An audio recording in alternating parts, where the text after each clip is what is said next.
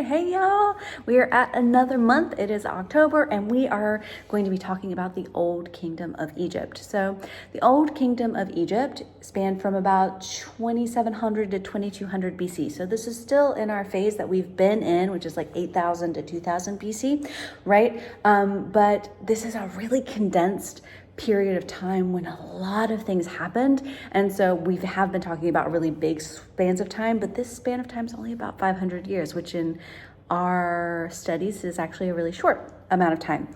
But the reason that we're studying this so intensely is because this is when, and just as an aside, the Old Kingdom is referenced as the Old Kingdom because historians have talked about kingdom into three phases: the Old Kingdom, the Middle Kingdom, and the New Kingdom. It's not really important for what we're going to talk about today, but if for some reason you're like, why is it called that?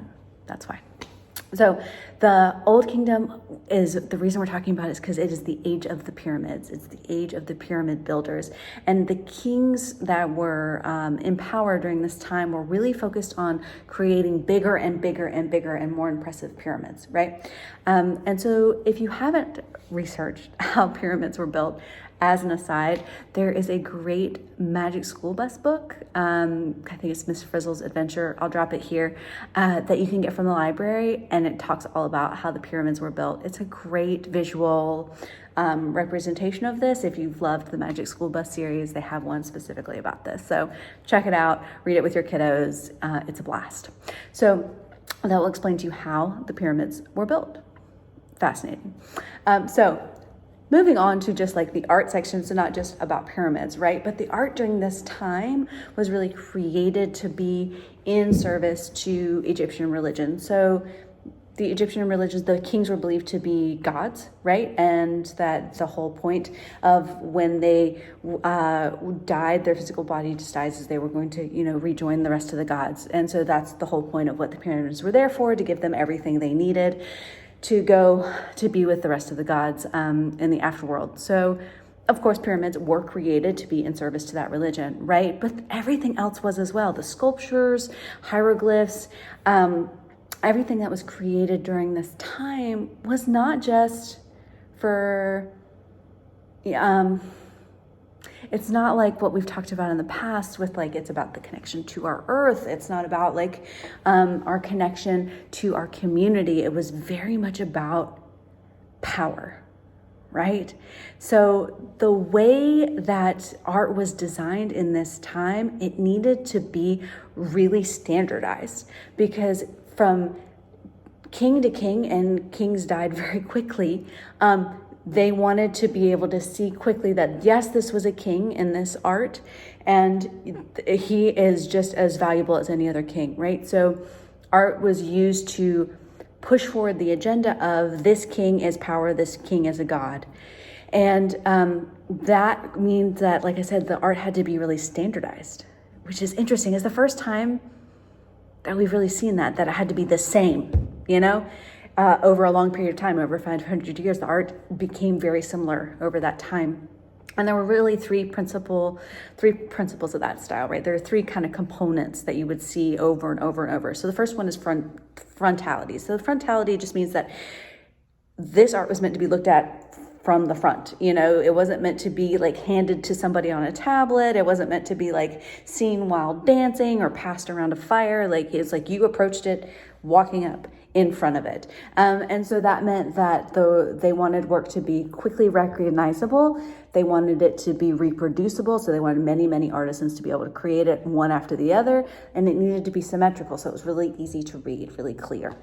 The second thing is that there was the composites, so everything was kind of jumbled together, right? So they would have a lot of different perspectives in the same piece of art. The reason that they had to really kind of create multiple perspectives is because they wanted to, again, make sure it was abundantly clear what they were trying to say. There wasn't a lot of literacy. People didn't really read.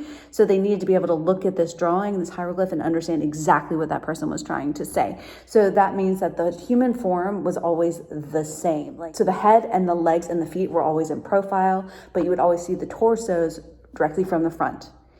And when you were looking at a building, you would always look at it from the sky. You'd always look at it from the aerial view. So again, like you would never look at a person and see their head turned to the side, their torso to the front, and then my hips turned to the side. Like that wouldn't work. But that's how they drew it so that you knew exactly who they were talking about. And similarly, I would be standing there and then the building next to me, you would see it like you were looking at it from the top. So again, this is called composite composition. Just again, for trying to quick readability, quickly understanding what's going on, because they want you to buy in to the king as a god, and this is about the king's power, right? Fascinating. Then the other thing that we're going to talk about is that there was a third principle, which is called the hierarchy of scale. So they made things bigger that were more important. So the kings and the deities were always the biggest, and then women were smaller in size than men, or the kings and the deities. So it would be like kings and deities, men, women, and then children. And what was interesting is that children always had the exact same features as the adults, the same proportions. They were just made smaller. You'll also, side note, you'll notice that in Renaissance art too, right? Like the babies are just like miniature old men. Fascinating. We'll talk about that when we get there. But the reason that I'm wanting to talk about all these things is like, this concept of really standardizing something and making it reproducible is going to continue to become a theme as we move forward in time.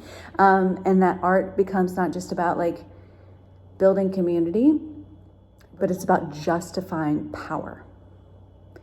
And so if we go back to the Paleolithic period where we learned that creating things with our hands and our hearts is what makes us human, ancient Mesopotamia shows us that our connection to the spiritual realm really intertwines with our need to connect to each other so that we can really live together, right? And then in Mesoamerica and Central America, we saw that our existence and our creativity is shaped by the natural environment that we're in.